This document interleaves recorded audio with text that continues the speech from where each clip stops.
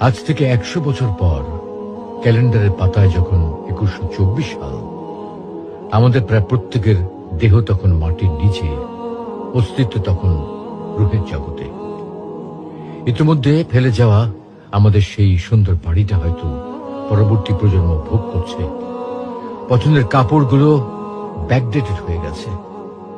শখের গাড়িটা হয়তো অন্য কেউ চালাচ্ছে, আর আমায় খুব কম জনই স্মরণে রেখেছে। হয়তো হয়তো কেউ ভাবেও না।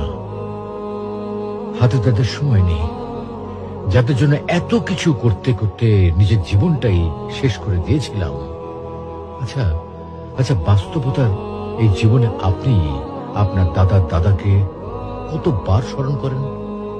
আপনার দাদির দাদির কথা আপনি কখনো কি আপনার মনে পড়ে?